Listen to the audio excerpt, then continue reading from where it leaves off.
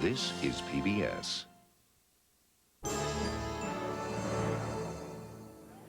Je déclare Euro Disneyland officiellement ouvert. April 1992. Disney opens a new theme park on the outskirts of Paris, and Europe's children jump for joy. Others are appalled, fearing a new invasion of American pop culture. Where, they say, is Europe in all of this?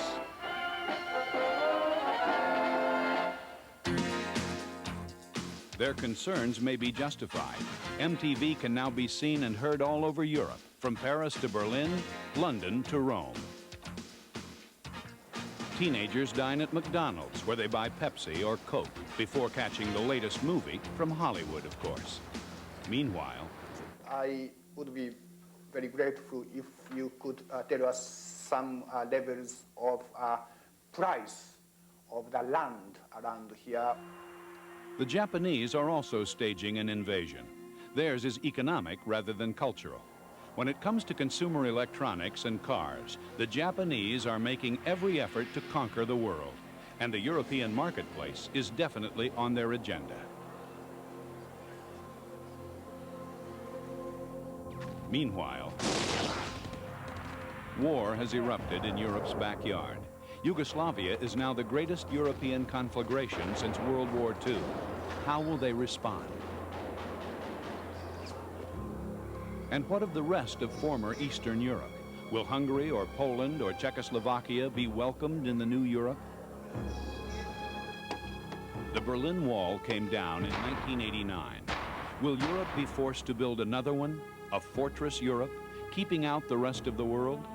What are the global agendas in forging a united Europe?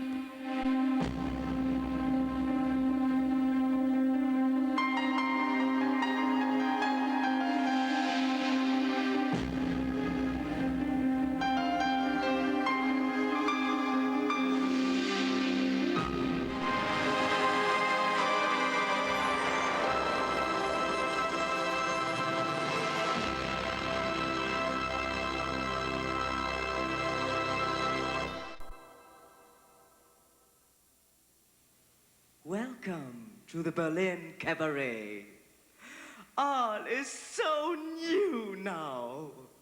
The walls have come tumbling down, and we all are in the limelight now. Are you my friend? And you, whose side are you on? Watch the European Cabaret.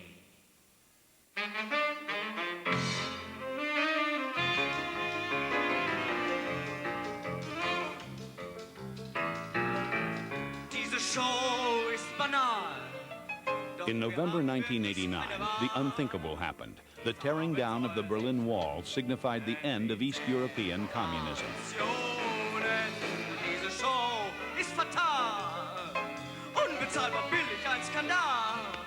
So come on, come in. Vámonos alone. Just as Western Europe was moving towards unity, the Eastern community fell apart.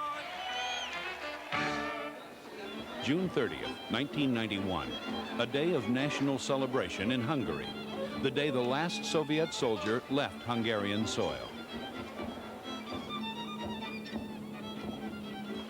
Since the brutal Soviet suppression of Budapest in 1956, Hungary had effectively been a country under occupation. With the Red Army going home, Hungarians were free to reaffirm their own identities. It was a time for celebration, and celebrate they did, without fear of Soviet reprisals, for the very first time.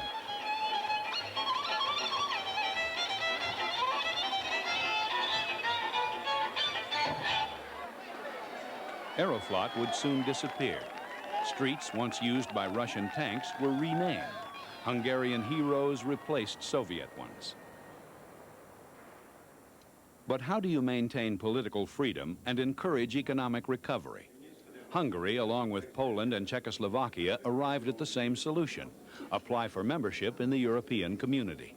And in December of '91, they received official associate status, a sort of European waiting list.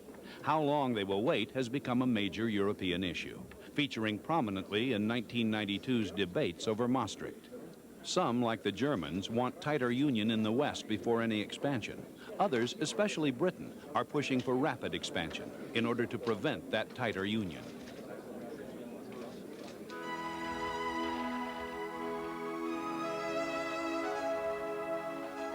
Meanwhile, in Hungary, the dream of Europe lies in the future, but the problems are today. The greatest being that most of its citizens still live in the past.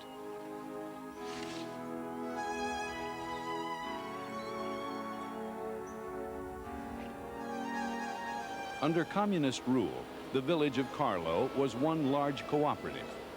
Laszlo Orgovanyi, like everyone else in town, was part of it. Government subsidies made it all work. But under the new democratic government, subsidies have been withdrawn.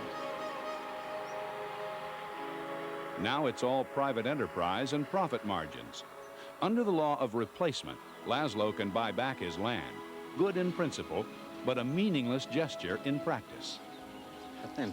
I cannot buy it. First of all, because I have nothing to cultivate it with, and secondly, because whatever crop I produced, I couldn't sell. I would be sure to fail. Cultivating the land is so expensive, and crop prices are so low. It would be impossible to invest more than we are already. His wife, Maria, works in the village leather shop. Their biggest customer used to be the Soviet Union. Old-fashioned, yes. Corrupt, probably. Inefficient, certainly. But the system had its advantages. We used to receive a salary for basic work. Whatever we produced above that was divided up and given to us, tax-free. So it was in our interest to work longer hours. But now it's not worth it, because the more I work, the more tax I have to pay. Now I don't get paid anymore, even if I work harder.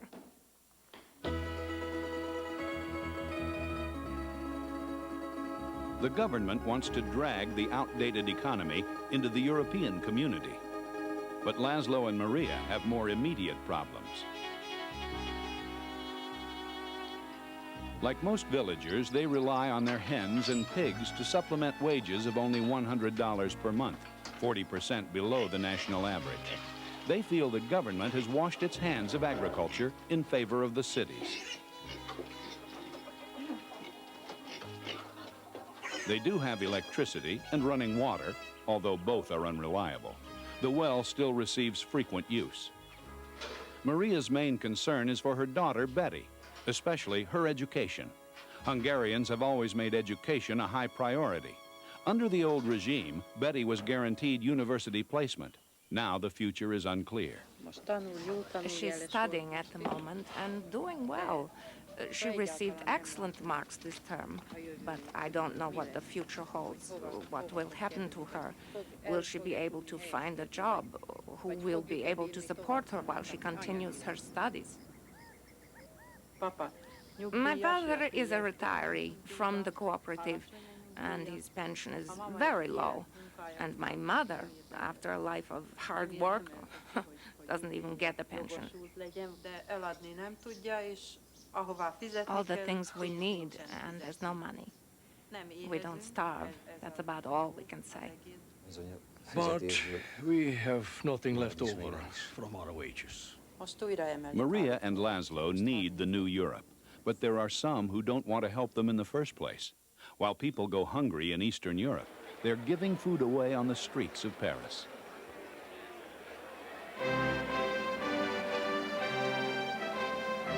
Nearly 250,000 French farmers are protesting. One is Pierre Delazousse. Today there are demonstrations all over France because agriculture is desperate. And because we no longer have the means to live. There is Welsh meat as well as Hungarian meat coming in from Eastern Europe. All this meat comes across our borders and France imposes no controls. The Eastern countries don't just sell their meat to France, they give it away. It's a political market. It's a deal, you know, it's a politic deal. They give away meat, and we export cereal.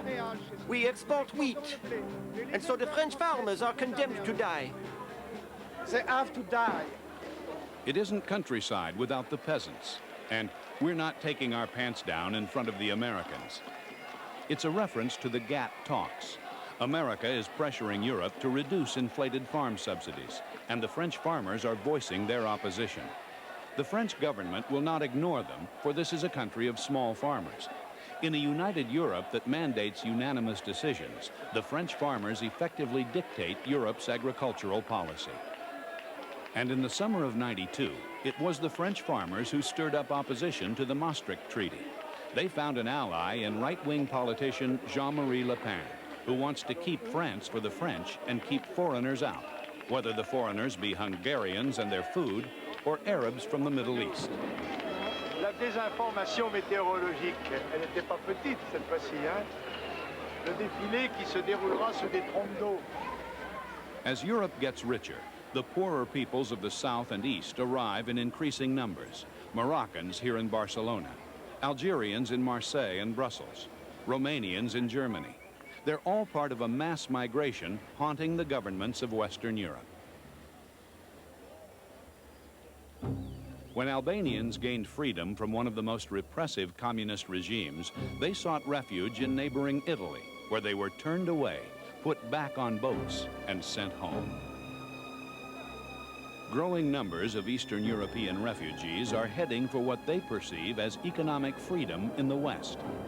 Floods of immigrants during recessionary times have spurned an upturn in neo-fascism all across Europe. In Germany, that means neo-Nazis. Although neo-Nazis and their right-wing counterparts comprise a mere fraction of the population, they are now considered the greatest threat to Germany's internal security.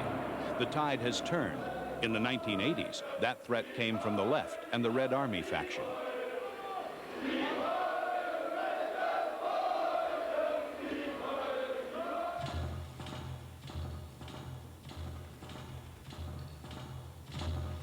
As Europe gets richer, the number of immigrants will grow larger. In this traditionally Caucasian world, growing populations of non-whites will certainly ignite additional confrontation. This is not Srinagar or Nairobi. This is Italy, and this is the new Europe. 5,000 West Africans now live illegally in Caserta province, north of Naples. Most entered on 3-month tourist visas. Now they're trapped. They came from former European colonies. A generation ago, they were welcome, albeit to provide cheap labor. Now the rules are changing. Europe fears being overrun by foreigners, and new immigration laws are trying to keep people out, not let them in. Most of the men in this camp have a skill. Seth Darko is a trained nurse. I took 3 years in my training. After I graduated, I work in the epidemiology department. We go from village to village to educate them, and we inoculate them against smallpox, measles, and other things. Seth is trapped. He has no visa to get in and no money to get out. He's reduced to begging for work at the roadside. Authorities turn a blind eye since mafia-controlled farms in the area receive a limitless supply of cheap labor. The going rate for digging ditches and picking fruit is $15 a day, less than a quarter of what an Italian would be paid. If you're lucky, you might barter for a free meal. Today, Seth is lucky. Well, at present, there is nothing I have to do. I have to keep on living. Eating, buying clothes, taking care in case I'm ill. So any job that I get, I need not to reject it. You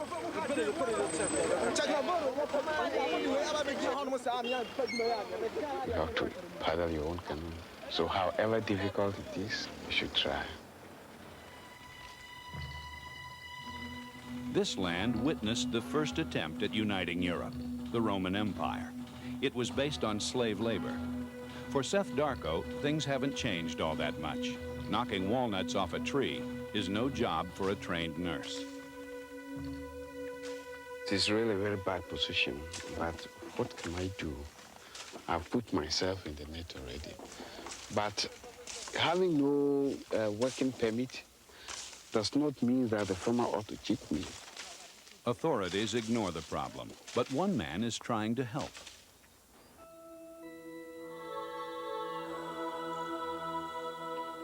When these Africans first arrive in Caserta with high hopes but empty pockets, their first stop is a Roman Catholic charity called Caritas, run by Father Antonio Palazzo. Father Palazzo looks after their belongings while they beg for work and adds their names to the growing list of the new Europe's illegal aliens. History cannot be reversed.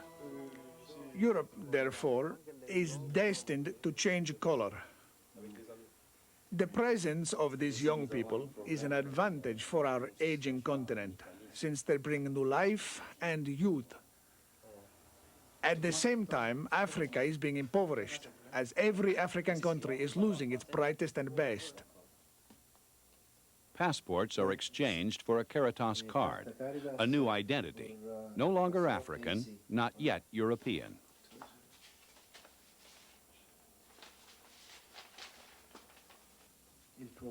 I am bringing some relief to these young people who feel quite destitute when they arrive in Italy, alone in a foreign country with no one to lean on.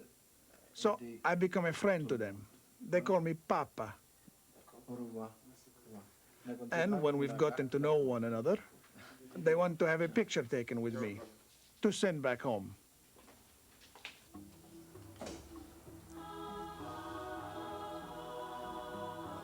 These passports are from former French or British colonies, but Europe's immigration laws now favor refugees from the Second World over those from the Third. I have received gifts and letters from mothers in Africa telling me how very happy they are that their sons have found someone to help them in Italy, so that now they will not feel all alone. As Eastern Europe becomes more important, many fear that the West will turn its back on the Third World. In fact, the Lomé Conventions, a series of trade agreements benefiting poorer countries, prove otherwise. But will they continue? The ACP group hopes that the current reordering of the world economic blocks, that the advent of the single market in 1992, as well as the opening of the Eastern Europe, would not lead to the extinguishing of the torch of Lomé and the marginalization of ACP-EEC arrangement in international economic cooperation. In southern Italy, buffalo produce the milk that makes the mozzarella that goes on the pizza. Highly prized animals. This barn wasn't good enough for them. So the immigrants, along with the rats, moved in. 300 men now live where 50 buffalo used to be kept.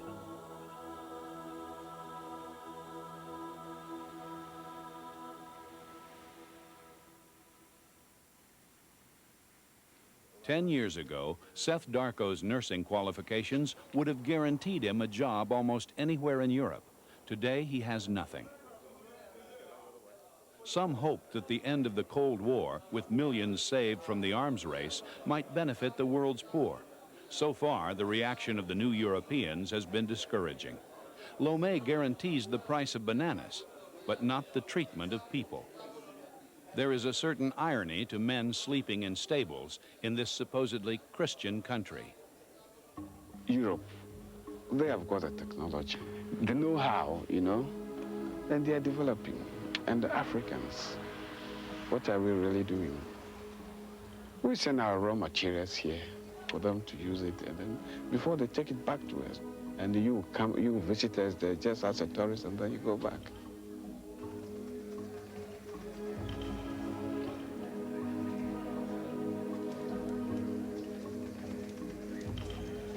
The message is clear. Save yourselves. We don't want you. Especially if you belong to the wrong religion. Muslim fundamentalism, in particular, is perceived as a threat to regional security. But for Seth Darko, prayer seems like the only answer. Well, at present, I don't know whether I'm going left or right. We have given everything to God to direct our affairs. Welcome to Italy. Benvenuto Italia, qui sono MTV adesso in Milan. Yes, we're so happy that finally Italy is part of the global family of MTV, because right now you can see us everywhere in Europe, from Barcelona over to Düsseldorf to Paris, and finally also here in Milan. So this is going to be a great party tonight. Let's have fun. This is MTV finally all over Europe now. It's awful. Meet tomorrow's new Europeans. Rock music is doing more to unite them than all the politicians put together. European teenagers from Barcelona to Brussels to Budapest would much rather watch MTV than anything the European Parliament has to offer. Okay, we'll be back from the Milan party right after this. Europe's music controller, Brian Diamond. Coming over here and living here for 4 years, it's a real mind opener. And you have no idea how isolated and sometimes narrow-minded people are in America.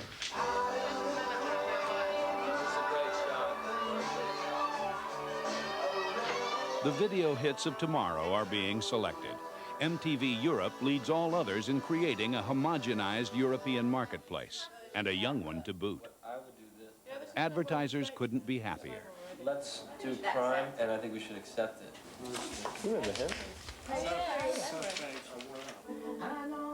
If there's going to be a second phase of a melting pot, in America was considered the first melting pot. If there's going to be sort of a rejuvenated melting pot, it's going to happen here. There's this big fear that, oh my God, it's unification. Everybody's going to lose their identity. I don't buy it for 1 minute. I think people are going to be much more nationalistic and feeling much more pride. It might be released in Germany and France and like 1 or 2 other countries. This new European melting pot happens to coincide with global telecommunications. Satellite images indiscriminately cross borders, totally ignoring politics. A refurbished chateau in Luxembourg now serves as the ground relay station for 2 Astra satellites, 32 channels in 6 languages, from the Atlantic to the Urals. Nations may be struggling to retain individual identities, but marketing moguls want a single market to sell, sell, sell. 15 minutes worth of facts and fun on the one and only MTV Coca-Cola Report. The Hungarians have only just lost one invader. Now they're facing another.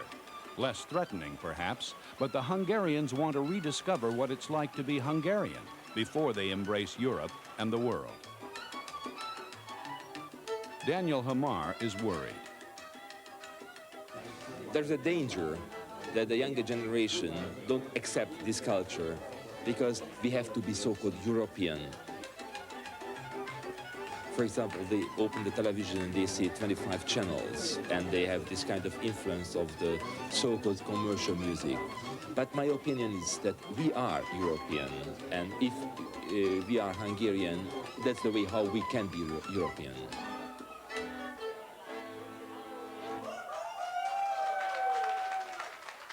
Hungary wants independence from both East and West. They want to stand on their own 2 feet. We are not child anymore, we are adults. And like in an adolescence age, it's not only happiness, but a lot of suffering. The first signs of economic freedom are not encouraging. Market economics has been embraced, but it's the black market, particularly in cigarettes and pornography. For some reason, pornography is seen as an expression of freedom.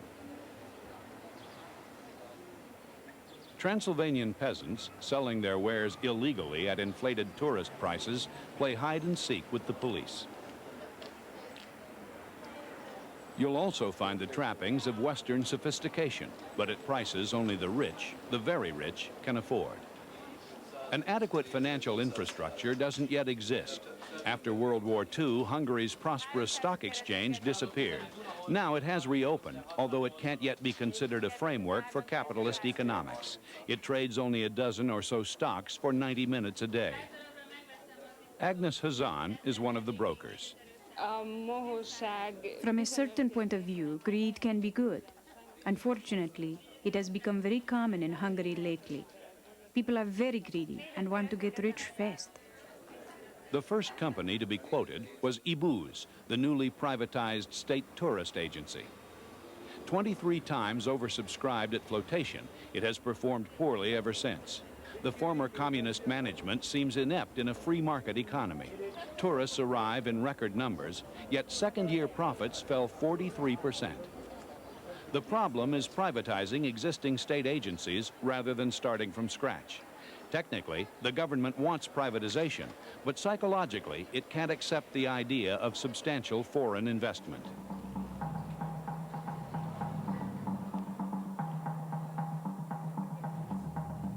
The story of Quint Records illustrates the problem. Before 1989, all musicians recorded for the state company, Hungaritron, including the percussion group Amadinda. Jenor Borsch ran Hungaritron. When democracy came, he tried forging new links with Western companies, but inertia below him and political naivete above led to his dismissal. So Borsch started his own label, Quint Records, taking Hungary's top recording artists like Amadinda with him. His old office, a classic socialist palace, still employs 600 people. Communism may be dead, but bureaucracy lives on. Quint headquarters is more modest, but despite the humble surroundings, they've already tied up exclusive deals with EMI, Sony, and Deutsche Grammophon.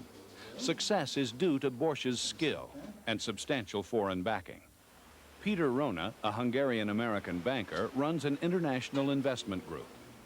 We are particularly interested in what I would call the newly emerging private sector, as opposed to the privatized state-owned companies.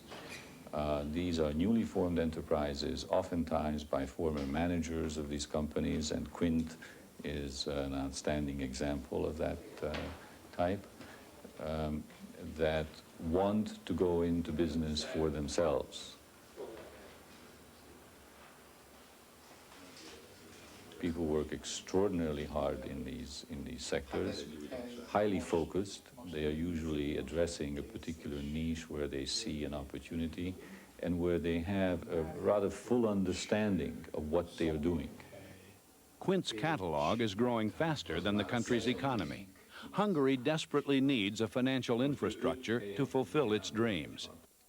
Quint succeeded by freely trading with other international companies, not by protecting its own little world. Protect or liberalize? That is the question for corporations and governments all across the new Europe.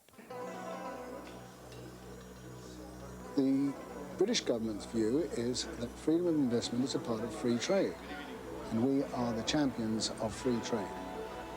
A major Japanese trade delegation is visiting northwest England. Eddie Ripley is the British government's host. The issue is whether to protect European business from foreign competition or welcome them to set up shop inside Europe. The British position is clear. We welcome investment from any country, and if the companies are Japanese that want to invest, that is fine with us. At the opposite end of the argument, the French. Ronald Blunden of the French electronics firm Thomson's, known in America as RCA, wants to defend Europe against the invaders. We are in an industry where we battle day in, day out the Japanese. Every day we're up against the Sonys, the Matsushitas, the Panasonics, the Toshibas of this world. And I can tell you, it's no fun. It's no fun at all.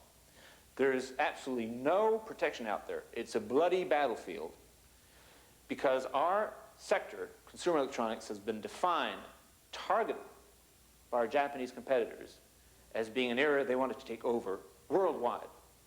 This is an area in which they want global domination. As we speak, people are realizing more and more that their future is at stake. They see jobs disappearing by the thousand.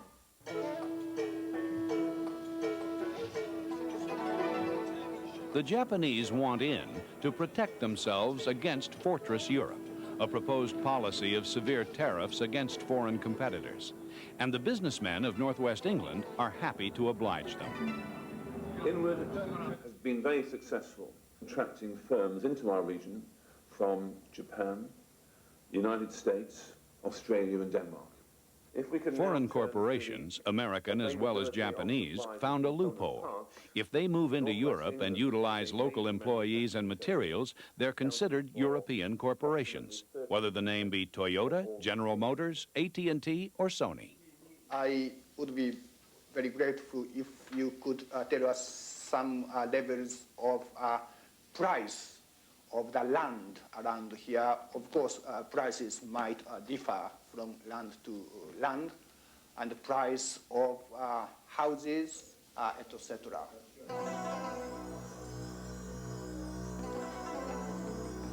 Well, I do not think the Japanese invest overseas to improve the unemployment situation in the home country.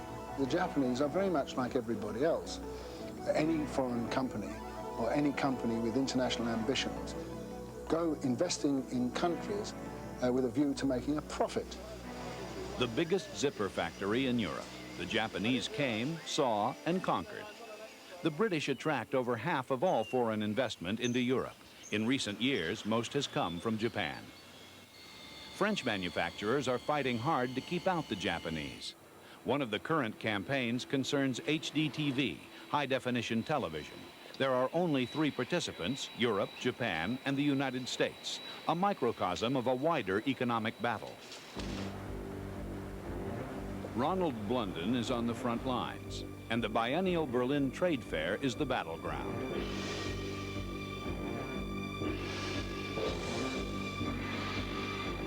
Japan comes armed with solidarity. Governments, bankers, manufacturers, retailers, and broadcasters all support a single standard. Japanese solidarity is known as the Circle of Confidence. No such circle exists in Europe. Thomson's major hurdle is achieving European consensus. The stakes are high.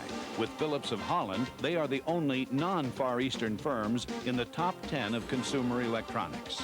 Ronald Blunden first has to convince his own side before he can hope to take on the world. My name is Ronald Blunden. I am Senior Vice President of Communications, and my job today is to make a presentation. Everyone agrees that HDTV produces take-your-breath-away pictures. The question revolves around integrating new equipment and new technology. How much of it, how fast? Thomson advocates a system easily adaptable to current manufacturing and broadcast standards. It was designed to be the easiest, not the best. American and Japanese systems are more advanced and probably better, but require more thorough overhauls and more money. The debate is as much political as technological. Lobbying is fierce in Brussels, especially by Thomson and Philips, but getting nowhere.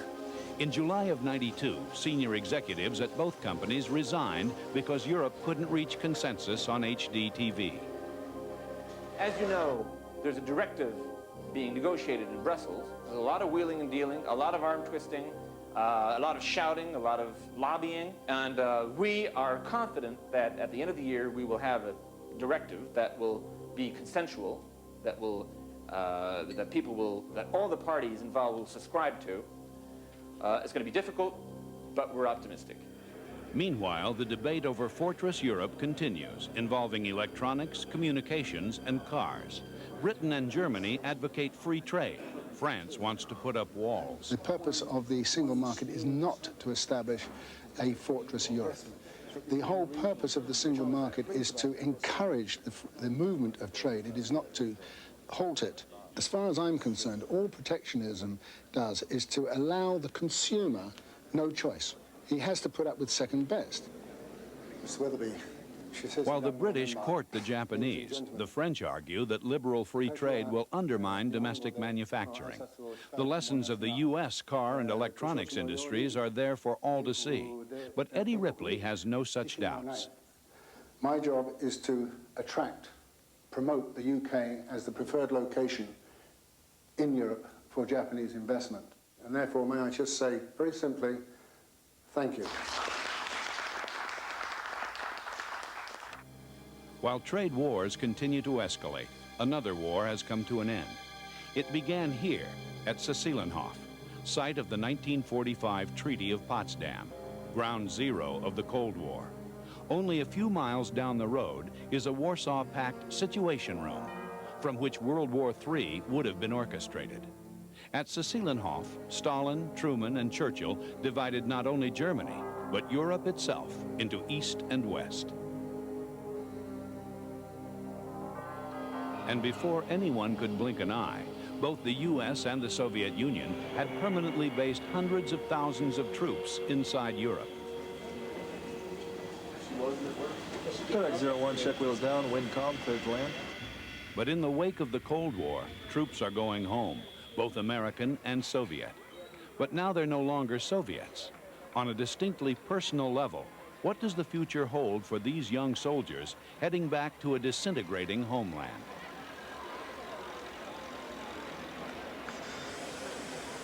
Europeans have lived with American and Soviet troops in their backyards for most of their lives. Now they're leaving, and there's a vacuum. What is the future of European defense? An answer has not yet emerged. In fact, with each succeeding day, the situation grows muddier. While the question continues to spark debate, the former East and former West are drawing closer together. In fact, they're inspecting each other's arms.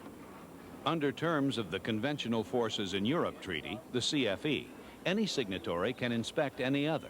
In practice, NATO countries inspect former Warsaw Pact countries and vice versa. Strength and battle readiness can now be witnessed firsthand. Colonel Jorge Ube Fairbairn leads a 9-man German inspection of Hungary. Hungary's team is under the leadership of Chief Warrant Officer Joseph Slischka.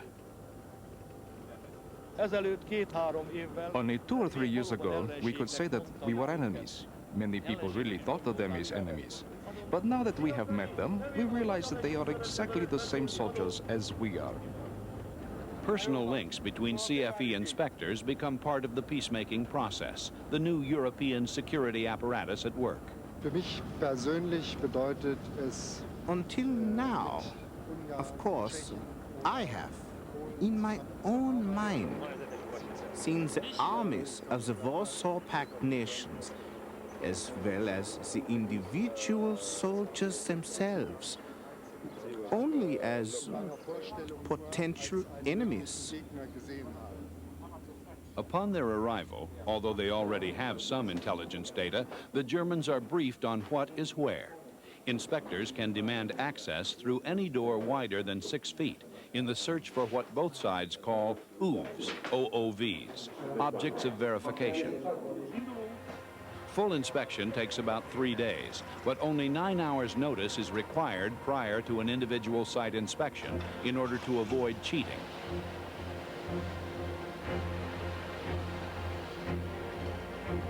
Symbolic change is already evident. The Soviet Red Star has been painted over.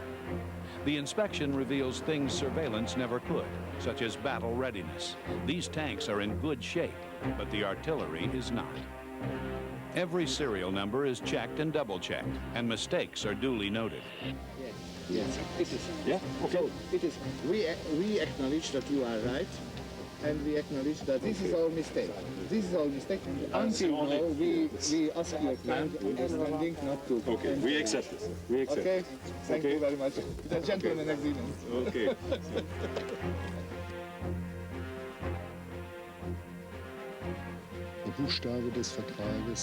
The wording of the treaty puts me under an obligation to count all objects of verification listed in the contract. But the most important part of the inspection, which has not been talked about very much, is the building of trust between East and West. Every communal area is subject to inspection. The conclusion? Army barracks and canteens are the same the world over.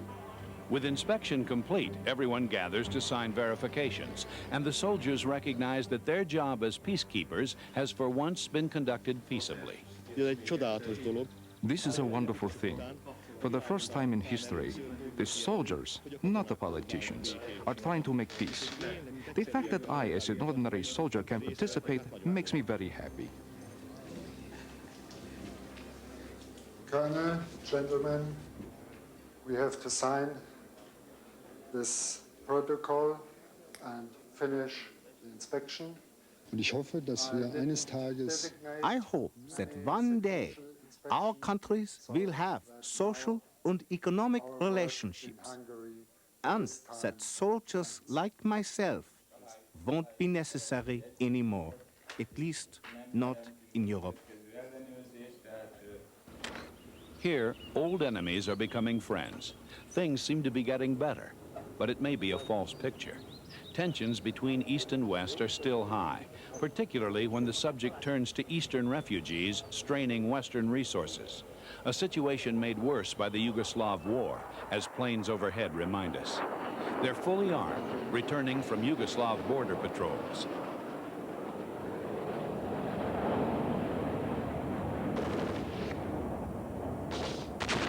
It is the gravest European conflict since the Second World War. 15,000 dead and 60,000 wounded by October of '92, most of them civilians. No end is in sight, and no one has been able to stop the carnage. Yugoslavia began to disintegrate while they were still tearing down the Berlin Wall, eventually splintering into 6 parts. Ancient rivalries between Serbs, Croats, and Muslims soon took hold. So far, Europe's major accomplishment has been to prevent the situation from escalating into a pan-European war. They enter the war zone only as observers, to talk. Jens Hensen from Denmark is one of the European observers. What we can do here is talking to mayors, chief of police, and we can go to the front line and have a talk with them, try to calm down the tension by telling them that they have to talk together and not do the fightings. Normally they do ceasefire, and when we go back they will start fighting again. Croatia saw the first bloodshed. Europe tried and failed to achieve a ceasefire. Ultimately, the UN succeeded. 2,300 people used to live in the Croatian town of Lipik. It was a mixed group: Croatians, Serbs, Italians, Hungarians, and Czechs. No one cared about the other's origins. Virtually everyone fled during the fighting. Now some are returning, with almost nothing to return to. Dragutin Nimet spent his entire life in Lipik until the war, when he and his family fled to Zagreb. Upon returning in April of '92, this is what remained of his home. He was brave to return when he did. UN peacekeeping forces had not yet arrived. Before the UN professional forces arrived, it was impossible to survive. We were constantly fired on from the hills with guns, mortars, and tanks. We could not go onto the streets. I had just finished cleaning the courtyard when suddenly they blew up that house. Dragutin Nimet is Hungarian. His wife is a Serb. Because of this, their sons are also considered Serbs and treated accordingly. She has been allowed to return, her sons have not, and she fears for their safety.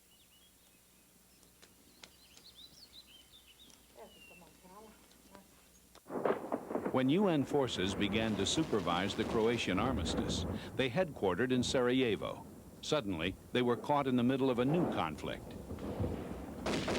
Here, another mother, a Muslim mother named Adina Petrovic, also worries about her children, for good reason. My husband is Serbian, so my children carry Serbian names. Unfortunately, the aggressor is also Serbian. I am worried about revenge. Mixed marriages were part of Sarajevo's makeup. In fact, the Petroviches find it absurd to talk of her being Muslim and her husband Nebojša being Serb. No one used to pay any attention to such things. It didn't bother my family, or for that matter, anyone in Sarajevo, until now. I wonder if tomorrow people will understand that not all Serbs are the same. Will the mere mention of the name Petrovich be enough for my children to become victims?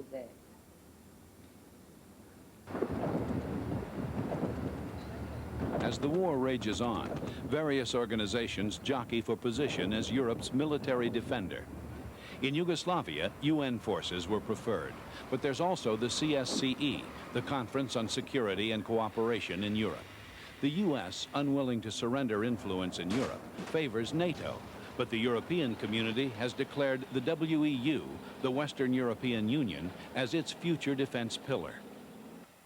In this murky muddle of alphabet soup, France and Germany took matters into their own hands, forming their own combined military force. France especially sees this as the seed of a European army. They also want the US military out of Europe, and a European army would be a means to that end.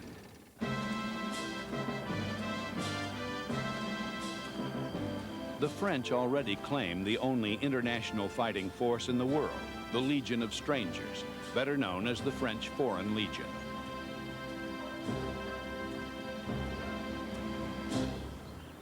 Legionnaires leave behind their past, family backgrounds, and countries of birth. Recently, the countries in question for new recruits have been in Eastern Europe. Why? Because their own countries are in turmoil, and the Legion offers quite a prize. After 5 years of service and an honorable discharge, they receive the gift of French citizenship. The Legion is an escape route to the West. Tuesday afternoon, you're going to the personal office of the Foreign Legion to talk about the question of anonymous. Imagine when you come here, we put you into a big stewing pot with a lid on it. From the inside of this stewing pot, there are no leaks from the inside onto the outside, and there's no way anybody can get from the outside onto the inside. This stewing pot is closed from the outside world. One of the new recruits is Alexander Sinchak from the town of Gdansk in Poland. A foreigner by birth, a Legion requirement, he will join the ranks of legionnaires who have become Frenchmen by the blood they have spilt.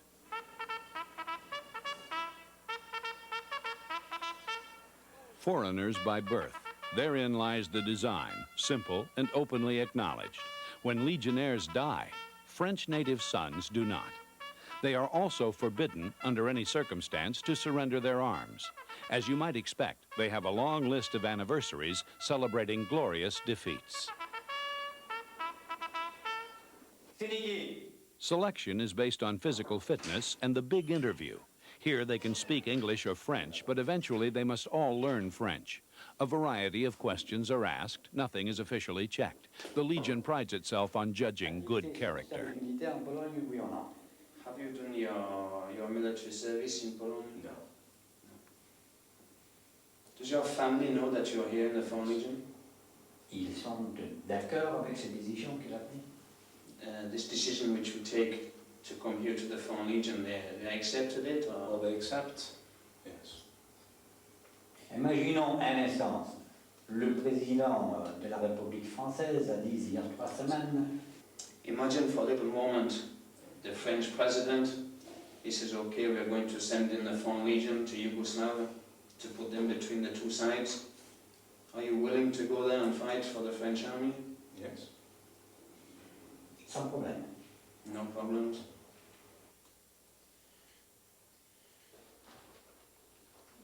Unless they join the UN forces, it's unlikely the Foreign Legion will be going to Yugoslavia. None of the 12 Europeans is willing to risk unilateral action. That would be perceived as anti-European, anti-unity. But so far, they haven't been able to reach any sort of consensus on how to act together. If Yugoslavia is anything to go by, the chance of a coherent, unified, effective European defense and security policy looks bleak until the return of a common enemy. And so the army of the French Foreign Legion marches off into the sunset, while another army marches into France, led by a mouse named Mickey. Arguably America's most enduring cultural contribution to the 20th century. And now he's in Europe. Euro Disneyland. It was built in record time, consuming an area 1/5 the size of Paris. The cultural elite were appalled. The French Minister of Culture publicly denounced it. But Disney prevailed. Monsieur, Mesdames, C'est avec grand plaisir que je vous présente Michael Eisner, Chairman of the Walt Disney Company.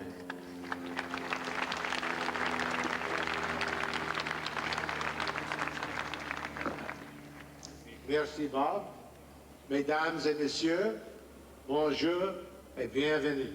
The Euro Disney project is the Walt Disney Company's most important project in this decade.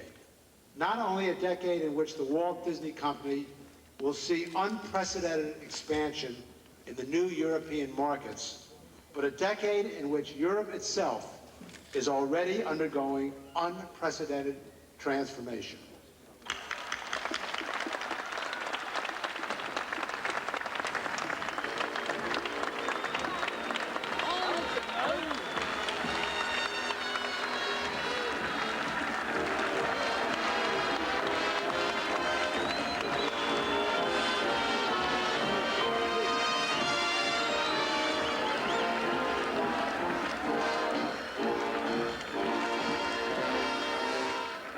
Amid hype, hoopla, and protests, Disney opened on April 12, 1992. 11 million visitors were predicted for the first year, all spending $50 a head to see part of the great American dream. The locals weren't impressed, especially the local mayor, Bruno Aube.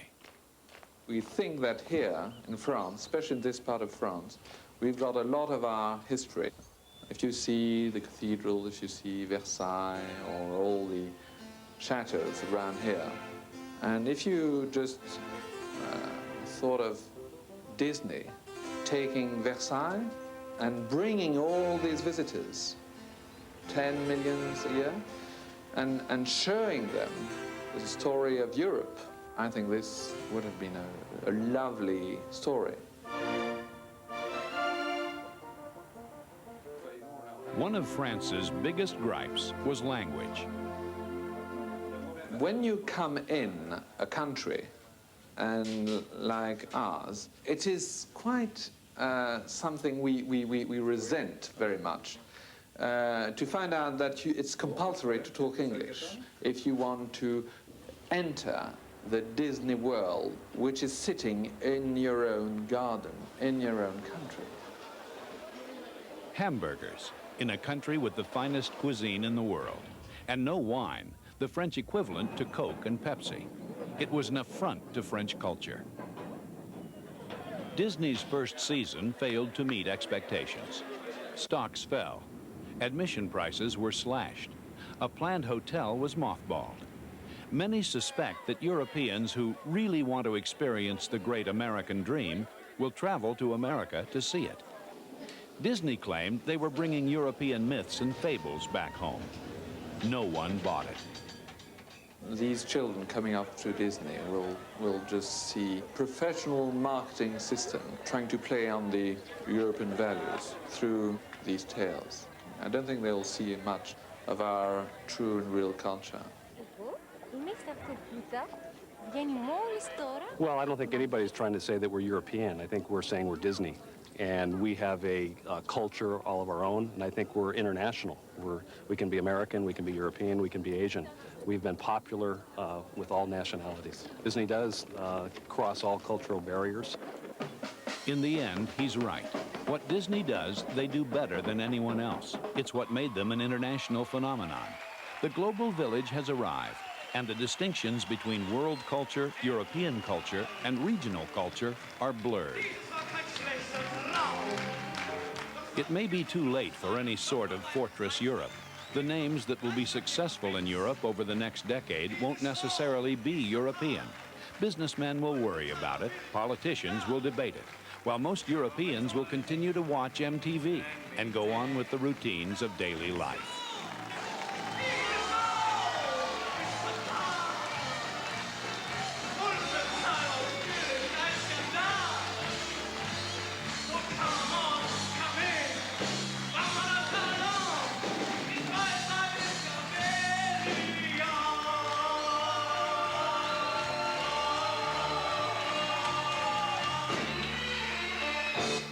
Did you like the show? How long will it run? Does it have a future? Now, It's up to us.